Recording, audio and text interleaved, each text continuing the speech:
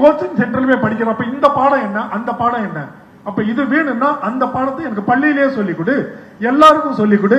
அது எவ்வளவு தூரம் நான் விளங்கி இருக்கிறேன், எவ்வளவு தூரம் பயனுள்ளதுன்னு நான் புரிஞ்சு படிச்சுக்கிட்டு வரேன், அதுல எனக்கு வெயி.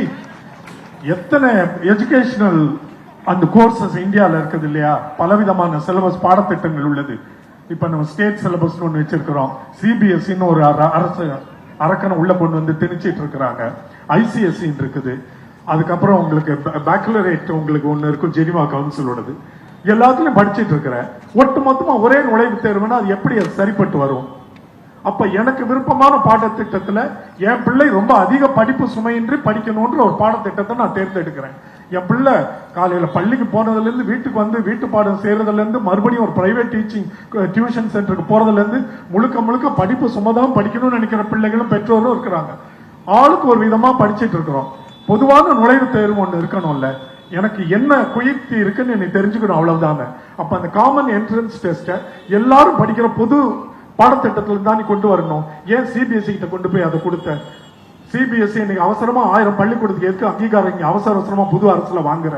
அதுல எதுக்கு மும்மொழி திட்டத்தை கொண்டு வந்த? இன்னைக்காவது பரவாயில்ல, உச்ச நீதிமன்றத்தில் கொஞ்சம் மனசாட்சியோட பொறுப்புணர்வோட ஒரு அமர்வுல ஒரு வாரத்துக்கு முன்னாடி என்ன சொன்னாங்க, 6ல இருந்து 8ஆம் வகுப்பு வரைக்கும் நிறுத்திருங்க 3 மொழி கல்வியை, 9ஆம் வகுப்புல தொடங்காதீங்க, ஒரு பெரிய மன உளைச்சல் ஏற்படுத்தும் பொது தேர்வு வந்தாரு. ஏதோ ஒரு நன்மை நடந்திருக்கு. சிபிஎஸ்இல கொண்டு வந்து அதை நீட்டுக்கு பயன்படுத்துறேன்னு சொல்லி மும்மொழியை கொண்டு வந்து பலவிதமான இம்சைகளுக்கு ஆளாக்குறாங்க. இவ்வளவு தவறுகள் இழைத்துக் கொண்டு இருக்கிற இதனால் எத்தனை உயிரிழப்புகள் ஏற்பட்டு கொண்டு இருக்கின்றன. அனிதா நம்மளுக்கு எவ்வளவு பெரிய விழிப்புணர்வை ஏற்படுத்தினா, அவ வீட்டுக்கு போய் பார்த்த அரசியல்வாதிகள் எல்லாம் தங்களோட சுய லாபத்தை அடைஞ்சுக்கிட்டாங்க. ஆனா அதை போன்ற கிராமப்புற இளைஞர்களுக்கு, இளம் பெண்களுக்கு, பையன்களுக்கு எதிர்காலம் நீட்டுன்ற அரக்கன் மூலமா ஏன் அச்சத்தை ஏற்படுத்தி கொண்டு இருக்கிறது? இதை நீக்கு.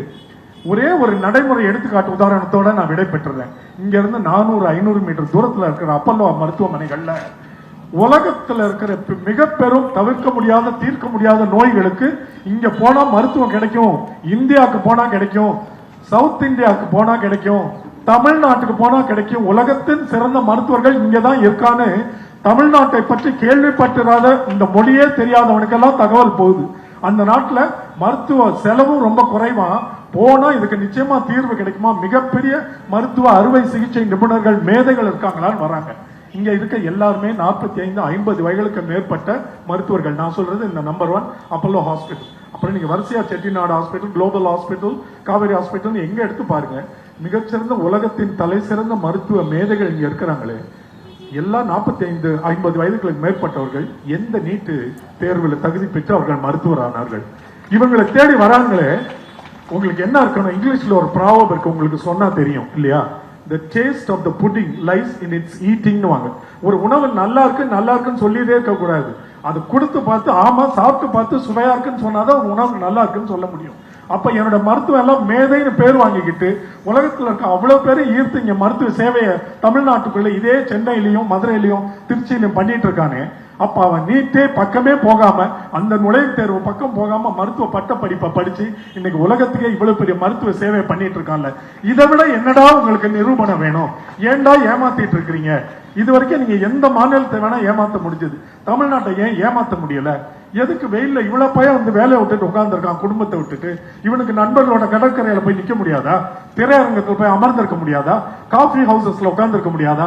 ஏன் இங்க வந்து நிக்கிறான்? எதுக்கு இவ்வளவு ஊடகங்கள் இதை எடுத்துட்டு போய் மக்கள்கிட்ட சேர்க்கணும்னு காத்துட்டு இருக்கிறாங்க? எங்களுக்கு மட்டும்தான் சிந்திக்கிற ஆற்றல் உண்டு தமிழ்நாட்டுல, உண்மைகளை விளங்கிக் கொள்ளக்கூடிய சிந்திக்கிற ஆற்றல் உண்டு. எது எங்களுக்கு தேவை, எது எங்களுக்கு சரின்னு உணரக்கூடிய உணர்வும் அறிவும் வளர்ச்சி எங்களுக்கு வந்திருக்கு. கிட்டத்தட்ட 100 ஆண்டுகள் ஆக போகுது. நம்ம பீம்ராவ் ஐயா வந்து இந்தியாவுக்கு ஒரு நவீன சிற்பியாக அடுத்த நூற்றாண்டில் இந்தியா எப்படி இருக்கிற போகிறது என்கிற வரைபடத்தை கிட்டத்தட்ட 100 ஆண்டுகளுக்கு முன்னாடி கொடுத்துட்டு போயிருக்கான் அந்த ஆள். இன்னைக்கு அதை படிச்சு புரிஞ்சுக்குது. அவர் பேரை இருட்டடிப்பு பண்றதுக்கும் அவரை பின்பற்றுகிறவர்களை ஒடுக்குறதுலயும் குறியா இருக்கிற இந்த ஆளு இந்தியா முன்னேறணும்னு உண்மையான நோக்கம் இருந்தா மோடி இப்படி நடந்துக்குவாரா? இந்த தர்மேந்திர பிரதான், இந்த அமித்ஷா அப்படி காப்பாத்திட்டு இருப்பாரா? ஏயா, ஒரு சின்ன தவறு ஒரு ஆபீஸ்ல பண்ணிட்டா உனக்கு சேலரியில அந்த மாசம் உனக்கு சேலரி கட் ஆகுது இல்ல, உனக்கு ஒரு சின்ன சஸ்பென்ஷன் வருது இல்ல, உன் கெரியர்ல பிளாக் மார்க் வருது இல்ல. இவ்வளவு பெரிய ஒரு பொது தேர்வை இந்தியாவில் கிட்டத்தட்ட 1 கோடி மாணவர்கள் எழுதுற நுழைவுத் தேர்வுல பல முறை இந்த தேர்வுல குளறுபடி நடந்துருச்சு. கொஞ்சமாவது மனசாட்சி உள்ள ஒரு மனிதனா இருந்தா அவனே விலகி இருக்க வேண்டாம். இவ்வளவு போராட்டம் நடந்து மாணவர்களை தடியடி நடத்தி கொடுமைப்படுத்தி எவ்வளவு சின்ன சின்ன இளம் பெண் பிள்ளைகளை குழந்தைகளை போட்டு அடிக்கிறான்களை பார்க்கல. அதுக்கு பிறகும் பதவி விலக மாட்டேன்னு ஒருத்தர் நிக்கிறான்னா அவன் நேர்மையற்றவன் தானே, அடிப்படை அறமற்றவன் தானே. நம்ம முழக்கத்துல கூட நம்ம பேச்சுக்கு கூட சொல்லக்கூடாது எங்களை வன்முறைக்கு தள்ளிவிடாதேன்னு. ஒரு நாள் நம்மளால அப்படி சிந்தித்து பார்க்க முடியாது. நம்ம அந்த வழி வந்தவர்கள் அல்ல. நம்ம எல்லாத்தையும் ஏற்றுல சரியாக பிறருக்கு முழக்கங்களின் மூலமாக சொல்லி சிந்தனை மாற்றம் ஏற்படுத்தி சமூக மாற்றத்தை உருவாக்குகிற ஒரு வம்சத்தில் வந்தவர்கள் நம்மளுடைய ஜெய்பீம் வம்சம். அவங்களை பத்தி தான் நான் பேசிட்டு இருக்கிறேன்.